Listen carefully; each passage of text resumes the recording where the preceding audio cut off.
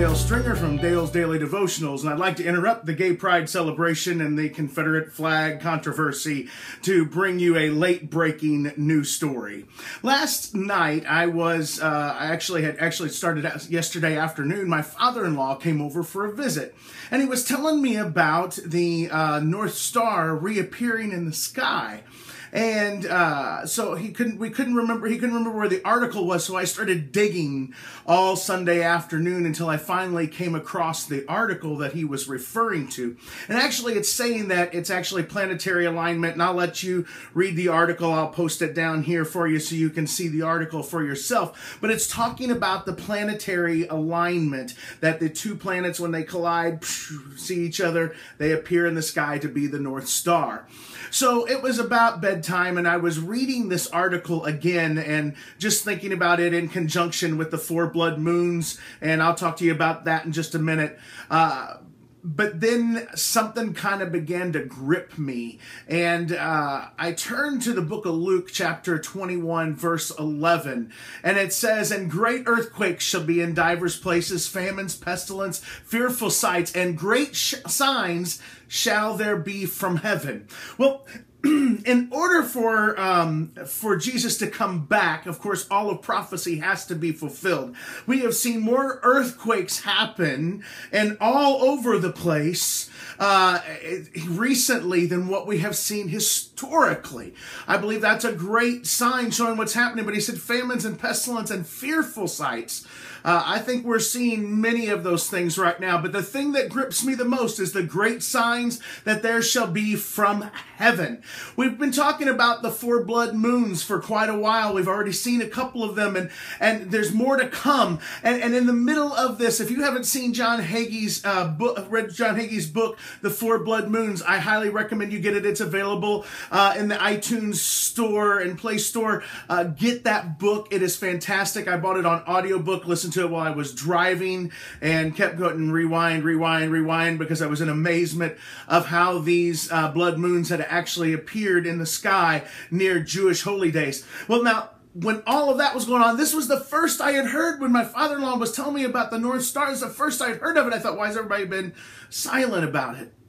So I'm reading this article in bed, and my wife goes, well, I'm just going to go look. Well, I'm not much into looking at the stars. I don't know what I'm seeing. I just see a moon and some flickering lights once in a while. I'm not run really much to look to the stars until last night.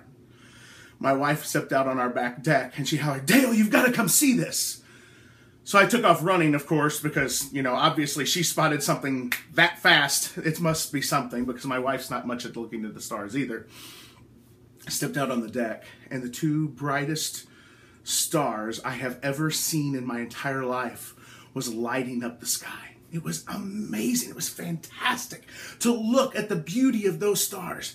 And there they were, glaring at me, brighter than any other star, any other light in the sky, were these 2 stars. It was amazing the way that they looked. And I guess they're planets, not stars. As you can see how technical I am. To think that in just 2 days, on June 30th, they're going to align themselves together and give us a view that we have not seen for over 2,000 years. Blows my mind. It blows my mind that the sky that the Magi saw, that they followed that star, and it held right over the house where Jesus, that little baby, laid in a manger. To think that the same view they saw, we are about to see again.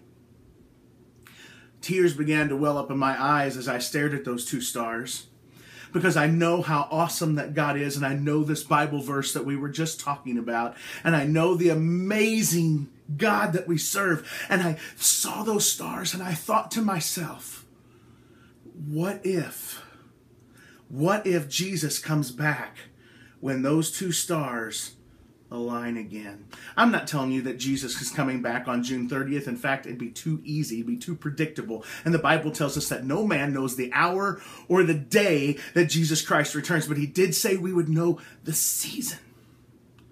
I believe we are in the season of the return of Christ. I believe we're so close to the return of Christ. What does the season mean? A season literally means a period of time. It's not necessarily a season like you and I see, because God's not bound to our earthly seasons. But I believe that we're going to know roughly the day and hour and the time. We look around us and we see prophecies fulfilling every single day. We look around us and we see how God's handiwork is everywhere. We see the Bible being fulfilled page upon page, line upon line. And now we're seeing the reappearance of a North Star that's not been there for nearly 2,000 years in the middle of a tetrad of 4 blood moons. My friends, if God's not been trying to get your attention before, he certainly is now. He promised us he would put the signs in the sky, and we have been watching those signs in the sky. Today, my friends, I'm just asking you, not asking you to oh, Jesus is coming back June 30th. What I am asking you is, what if he did? What would you spend the next 36 hours doing if you knew Jesus was going to come back in the evening of June 30th when that star aligned up in the sky again? What would you do? If you knew Jesus was coming back in the next 36 hours, how would you want to spend those 36 hours?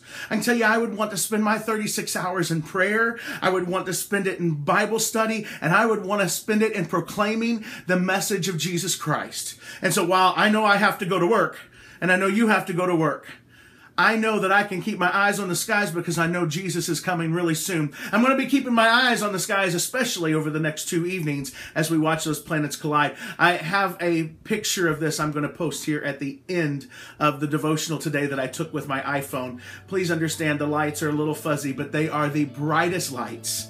I couldn't even begin to capture them with my phone to make the beauty and splendor of God. But I'm going to show these to you just to show you where they're at in the position of the sky. But they were the brightest lights I've ever seen. And Jesus is the brightest light that ever shined into this world. And I pray that he shines into your heart today. So please join me and keep your eyes on the skies, because Jesus is coming very soon.